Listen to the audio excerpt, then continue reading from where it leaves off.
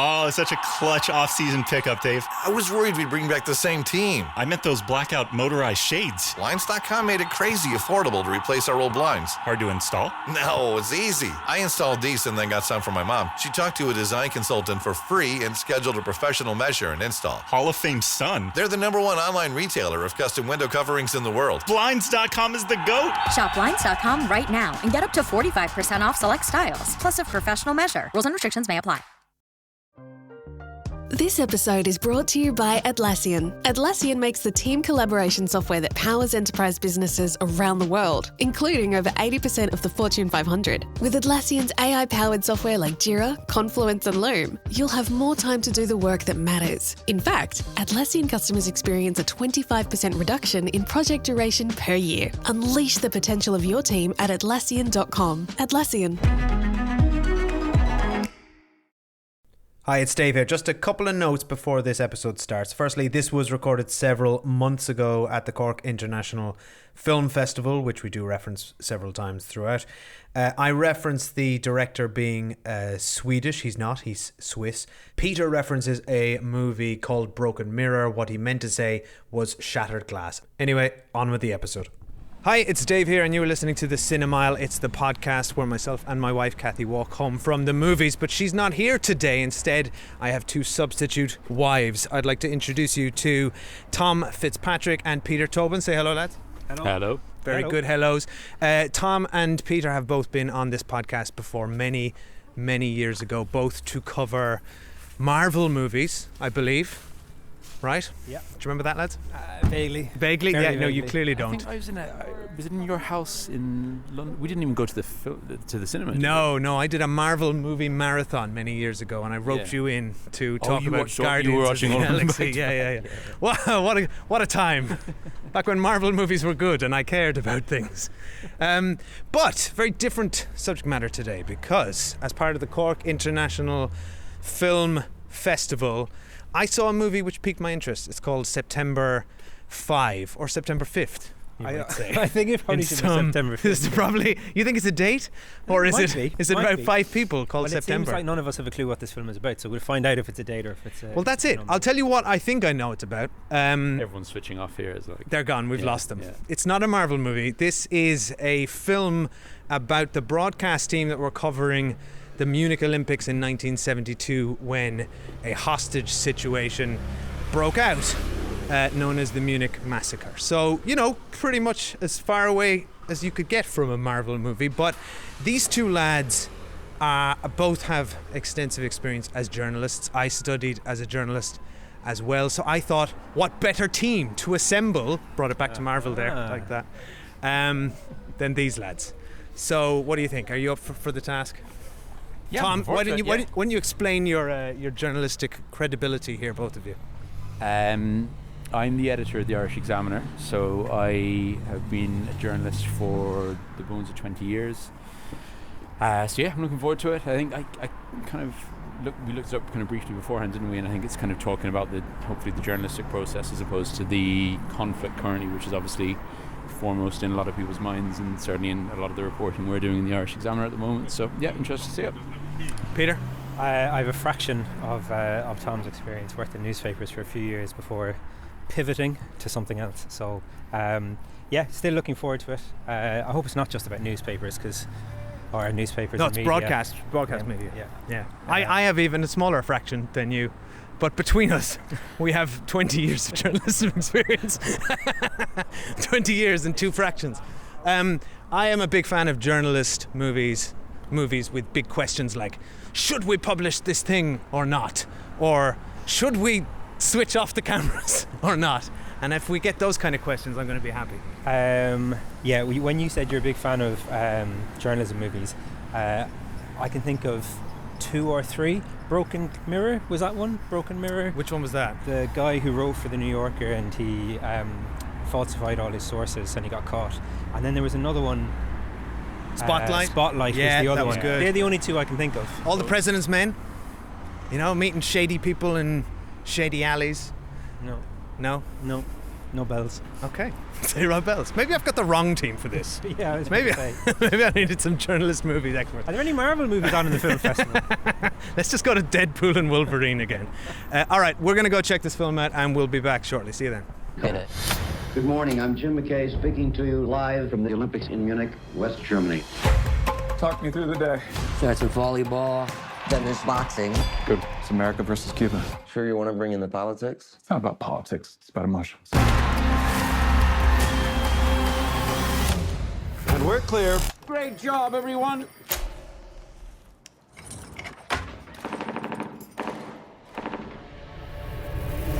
Do you hear that? Close gunshots. What's the situation? The police are reporting that armed terrorists have attacked the Israeli athletes. There's a hostage situation going on right now in the Olympic Village. ABC wants news to take over. Your sports, you're in way over your head. 400 yards away from where this is happening. We are the only people capable of following it live. This is our story, and we're keeping it. What do I tell the cameras? What do you mean? I mean, can we show someone being shot on live television?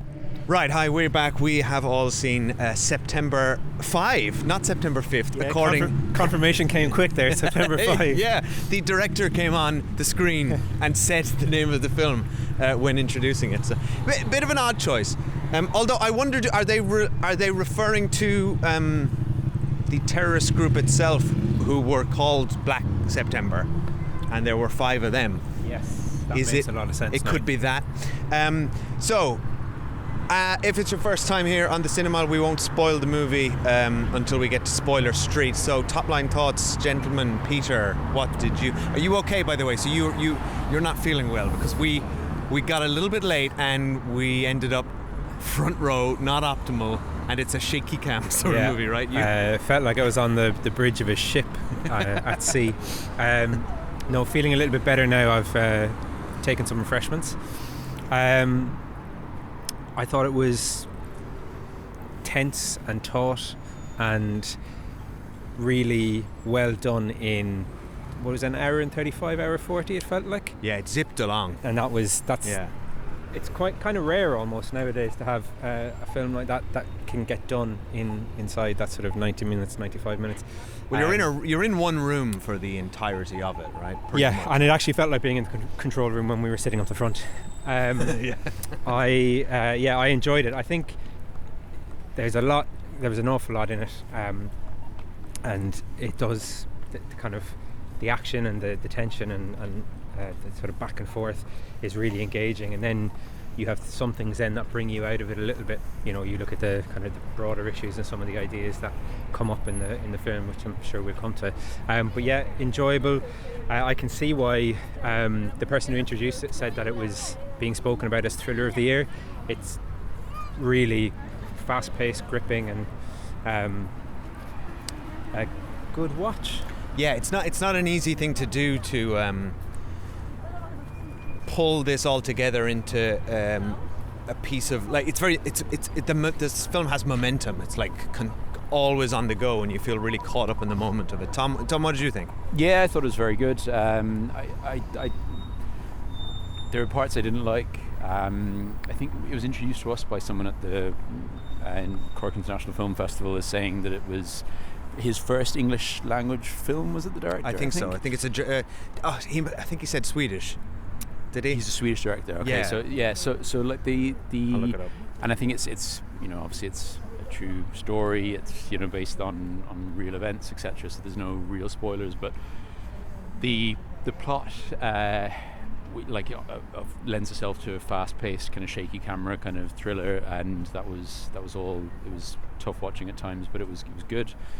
Dialogue kind of a bit like, I didn't believe the emotion all the time, I have to say, which is very strange because it's clearly we were talking beforehand about whether or not this would be couched in any way. Would it be kind of would it be skewed in terms of being a pro-Palestinian or pro-Israeli film or whatever it was, and actually it wasn't. If anything, it was a critique of how the Germans handled it at the time, and the kind of what they were wrestling with from the the Olympics of the 30s and that kind of side of things. But yeah, I thought it was good.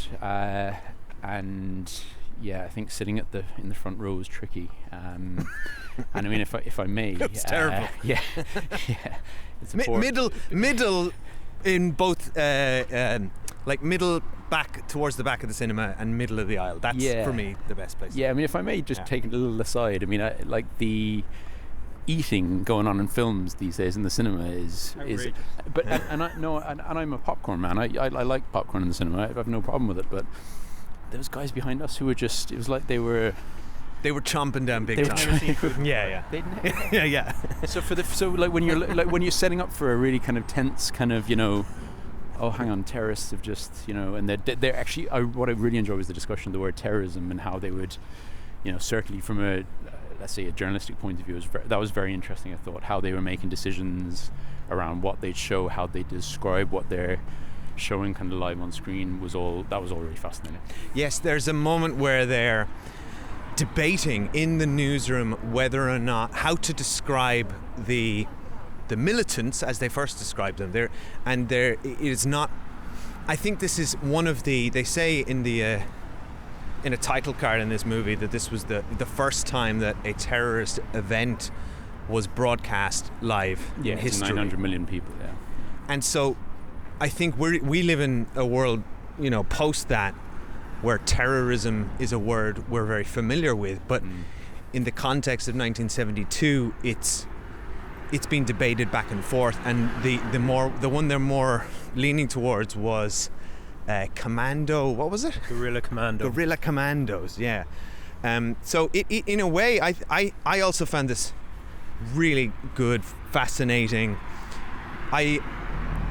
What I loved were the bits where they were having debates like that on air, like, and the movie for me is the most interesting when they are having real ethical conversations in corridors.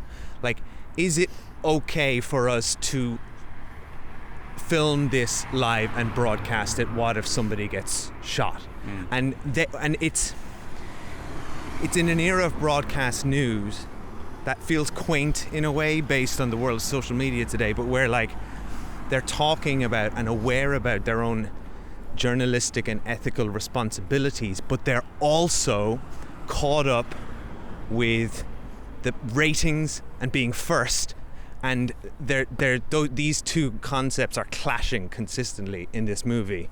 Yes, the latter hasn't changed. So in broadcast media there's still a race to be first, but what was interesting was it's first-hand sources, so they don't go and Google, has something happened? They don't go on Twitter and say what's going on in the Olympic Village. And actually it's people on their crew who hear what they think are gunshots and kind of almost dismiss it and kind of come back and then kind of say, and then someone says, oh, we just got a call to say there was gunshots, and they go, oh yeah, we actually heard what we thought were gunshots. So that's really interesting. And just on the terrorist point, I thought was very well done, because they have a member of staff, and it's ABC who are covering it, and the member of staff who's German and who's clearly grappling with what had happened 30 years previously, and it's her who actually says, oh, it's being referred to as terrorism by the Germans there, and as a result they end up going with the word terrorism. So it's kind of informed by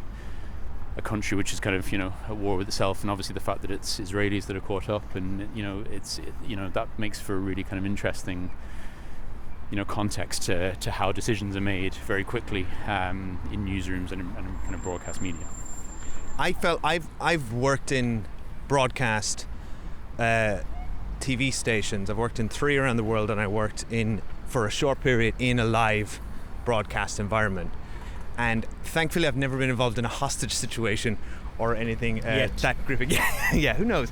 But that felt very authentic to me, that feeling of pace. And I'm sure you guys have experienced this being in newsrooms as well. That feeling of like, this is happening right now, and it is both exciting and a bit terrifying, and you kind of get swept up in it. But what I really liked and appreciated was and admired just how much harder it was to do that job in 1972. It looks literally exhausting. Right? Like you can't Google anything. Like everything's on tape, Yeah. There's people, and the amount of things that are required for them to do anything. Like, we have to get this phone call, like we're going to hook this microphone up to this phone and then hack it into this system to get it on air. Soldering wires to connect it to patch it in. Like, you think patch it in is a metaphor for connecting something somewhere in the background. It's actually a man soldering a wire to something else. There's a whole scene at the beginning of this movie where they're like, we need the cables. Yeah. We need cables. Do you have cables? Like and there's like, no, I need a requisition form from my boss to get cables. Like, it's all, there's a whole subplot about cables, but you realize even when they're like, we need to get to the airport, have you ever held a camera before? No. Well, you'll just have to do. Oh wait, we're going to need sound. Like, all of the logistics of it, I kind of appreciated and loved. The person who was designing the cards, so the writing on the screen, like doing it by hand, fascinating, cutting them and taking pictures of pictures to expand them and putting them on a black screen.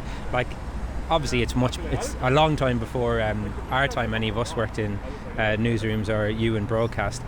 But just the level of detail of work, the actual work it took, the amount of people that are in the control room, the amount of people it takes to get something like that out is amazing. Yeah, I never put it together that when somebody's name is coming up as superimposed underneath them, so somebody back then, in the analog days, would be literally picking letters off and putting them on a board and then filming that, and that gets superimposed over the footage. Like, that's mental. Yeah. And what you were saying there a while ago as well about the people making these moral and ethical decisions in corridors, you're right. There's that character. I think his name is Marv. He almost acts like the kind of the conscience, and he's constantly raising issues and wondering, can we, should we? But the thing that I find really interesting as well is that you see all of these really, really high stakes decisions being taken in high pressure environments. But it is really a person's narrative perspective. Like, in many occasions, it is a person, a man, in most cases, saying, put this on, show this, do this, don't do that. So you can have 40 people in a control room, you can have 60 people manning cameras and all sorts all around the Olympic Village or wherever the broadcast is taking place, but there is one person at the root of it deciding what goes where, who sees what when. Yeah. I find that really interesting, especially for what comes a little bit later in the movie, but I don't think we can talk about that till spoiler street. Well, let's do that. That's a nice segue. Let's go to spoilers now. What would you recommend, before we do, would you guys recommend people see this? Yeah, I would. I mean, I think it takes on kind of new context in terms of what's going on currently in the Middle East, but this is you're able to kind of step back from this a little bit. It's a story told through people watching what's happening as opposed to dissecting what's happening. And as I was saying earlier, it doesn't have a particular slant, which is interesting. It's also fascinating to be reminded of those times. I mean, none of us are alive, but we've all read about it. And I mean, what an unbelievable story to be covering as a journalist. It's absolutely incredible. I thought it was good. I think it's well worth watching. I think, and you touched on this, Dave, the authenticity of it. I actually thought it did feel authentic, not being a cameraman from the 1970s, but no, it did. There was no kind of Meryl Streep kind of wandering through a newsroom. I thought the. You weren't a fan of the Post? No? Yeah. I like that everyone was slightly overweight. Yeah, but I don't want to talk to people's weight in terms of journalists today or anything like that. But no, it just felt more. It felt like they were very good character actors. None of them was particularly dominant. There was a kind of a chain of kind of, as Peter was saying, that kind of there's one person calling the shots, but there's a kind of a real sense of people bouncing decisions off each other, and people kind of they're all in it together in terms of the decisions that are made for positive and for negative. I thought it was well worth watching. Yeah. I have a question for you, Tom, as editor of the Irish Examiner. If you'd been on the other side of the phone to Peter Sarsgaard, who's the nominally in charge of sports, and you're in charge of overall editorial or news, say, and he's saying, no, this is our story, you're not getting it, what would you say? The exact same thing. I think. Like this is news. Let news take over. No, sorry. Like I think I think if I was on that side, like back in 1972 when they have this incredible thing at their fingertips that no one else has.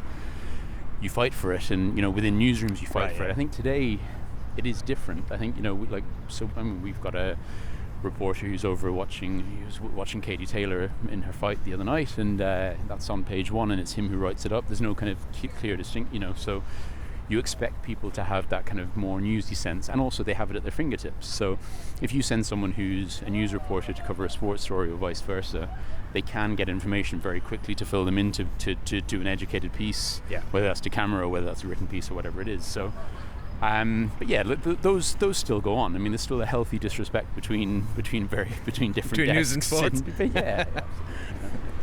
Peter, would you recommend this? Yeah, wouldn't recommend watching it in the front row, but I think bring your seasickness tablets. I would like to rewatch it at a distance, but just because I thought it was enjoyable, that's why I would rewatch it. I think it's probably worth seeing.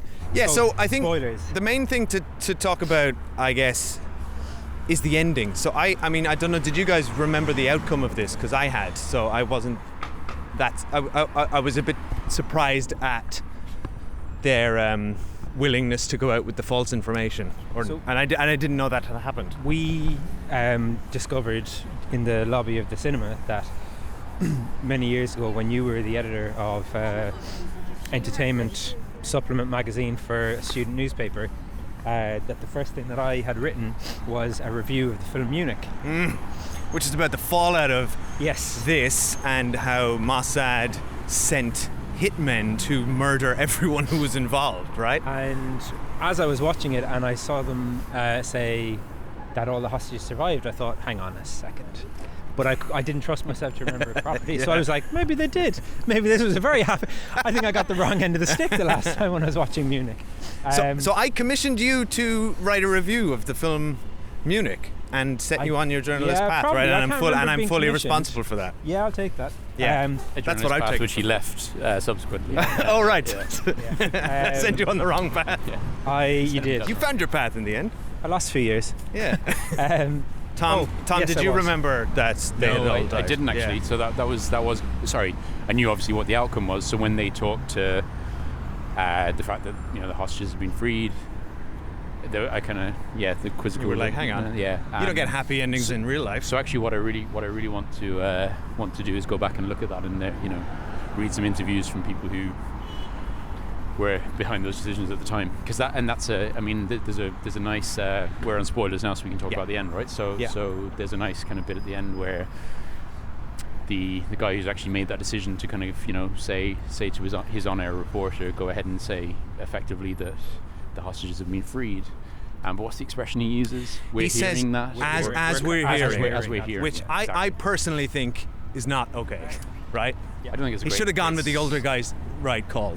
Two sources confirmed minimum. Yeah, absolutely. Yeah, and there was clearly a huge amount of trust between those two in terms of, so you'd expect him to, but also he's the guy with sweat dripping off his nose making a call about a very high stakes terrorist situation in which he doesn't have live feeds or anything. So it's very very difficult to be in that situation and make the right call, and some of it's luck, because initially they got told, you were right, and everyone's celebrating, they're opening beers, and they've just had the best broadcasting night of their lives, and then very quickly it turns sour. But the final shot then as well, where he's kind of switching off the lights and going back to his car, that really resonates. That idea that see you again at 10 o'clock tomorrow. It's like it's. And he says, it was a catastrophe, and he says, no, you made good call, you did really good work today. And the guy's like, you can see he's almost on the verge of tears. It's like, okay, pack up, see you tomorrow morning. It's a tough job. What strikes me is that, and you just spoke about it, Tom, and you referenced it earlier, Peter, is the idea that you have one or two individuals making decisions as to what hundreds of millions of people will see or not see feels really antiquated now in today's world, where the gatekeepers aren't traditional media anymore. It's Silicon Valley social media companies who decide like everything can be available because everyone is armed with cameras, and that footage and horrible footage can be captured and broadcast to hundreds of millions based on algorithms now. And that, I think, is a really interesting contrast, and I prefer the old way. Personally. And that's something we're still wrestling with, which is, you know, something's out on social media, therefore is it out, and is it you know, something that we're happy enough to publish. And you know, we had something like that overnight where you know, a well-known figure in the entertainment industry that was, you know, taught that he died, and on Twitter straight away it happened, and I think someone put a story up, and then that story was taken down, and you know, so you're kind of like, you're wrestling with the fact that these sources are just people in their rooms, faceless, nameless people, and that is really problematic. Whereas there, I suppose the spirit of journalism, the kind of, you know, and also like the army of people, you know, journalists, you know, broadcast teams are having to be held to the same standards with fewer resources at their disposal. So it's, you know, it's that kind of really difficult thing where the standards in newsrooms, they're still, you know, people all trying to achieve the same results, all trying to achieve world-class journalism in whatever way they can. But you're against an army of people who can say whatever they want whenever they want. Yeah. And I honestly, it's an underappreciated an important pillar of modern society. So shout out to you, Tom, and all the journalists doing the work. There's a couple of things that I was thinking about when I was watching it. So there was the bit where the German police come in and shut them down, and they have black screens, and there's the voice of the reporter, and he's saying, hostage being brought to the window, man with or terrorist or guerrilla, I think commando, he says, standing behind him with an AK-47. I wish you could see this. And we can't see it, obviously, we can just hear the voice. And so I was thinking when we were watching it, when I was kind of battling with my nausea, would it make a difference if we could see it? Like for us, does it make a difference whether we can see it or not, if we're being told that it's happening? Because now we see everything. Yeah. We see it all. And often it's the image, like, and the Peter Sarsgaard character is saying, we need to see it, we need to be able to see it. I think he says, like, what the fuck is this or something, or he can see it on a feed that he has in the control room, but the public can't see it. But does it make a difference that we can't see it if we're being told that it's happening? Do we have to be able to see it for it to be, I think, more legitimate, more real? I think images are incredibly powerful, and that character, you know, is working at a TV station where everyone in that room is geared towards images. Do we have eyes on this? Get a camera here. They've got maps out. So to them, it's just not good enough. But I think your question... Yeah. I'm thinking more along the lines broadly. of like nowadays for us. Because we see an awful lot of what's happening in the Middle East now. I think words to us now. I think words can be as impactful. You can paint an image, right? Yeah. With words. So, that's my position. Should you do that? Should they have ethically done that? I was asking myself that question while watching it. Like, there was a man with a gun behind his head, live, and I feel like we were watching a lot of real archival footage. I was wondering about that as well. Seemed like it, right? It's done really well, though, isn't it? Because they pan then around the room, the newsroom, the studio. And you can see they're all thinking, what if he shoots him? Yeah, and you feel it. And you so that tension. That was really done really well. I wonder as well if the anchor for that broadcast, Jim, I think his name was. He's a sports anchor, and the way he handles those kind of, it's sensational. He did a good job. I'd love to think that that's real, or if not real footage, then, you know, they've got the dialogue or something, or they've been able to watch old stuff. I'm going to say, without looking it up, I'm confident to say what we saw of that anchor was the real footage, because they never show you him in the studio. We only ever see him on the screen. So I think they used the real footage, because he just looked like he was from the 70s, right? That seals the deal for you. Like, he just the 70s look. Yeah. But like, it was clever the way they also they did, I think it was swimming they were covering at the start of the film, and they show how it's directed, and they show how they're directing a kind of a sports event. Yes. And how, it's like camera 2, underwater, close up, camera 1, kind of like... Give me the loser. And then it's kind of, so it kind of gives you that framing of like, this is what they do. They're used to actually high drama, high intensity events, and then it kind of shifts. So it's the same principle in that you're covering something live, which could change at any minute, which is high drama, high octane kind of thing. So that was done really well as well, I thought. You're dead right. They have the same skill set, but they're not treated as seriously because news is greater than sports in terms of sort of serious real world impact, right? Or at least that's the hierarchy that would be leveled at them in moments like that, right? Yeah, I suppose. And also, if in 72 you've been working on conflict in the Middle East for 20 years, you're an expert, right? And if you're covering the Olympics and you haven't, then of course you want that one guy. Lucky were they that they had that guy. They had a news reporter who was an expert in the Middle East. Yeah, who could talk to who the group was likely to be, who'd actually captured them. So it was.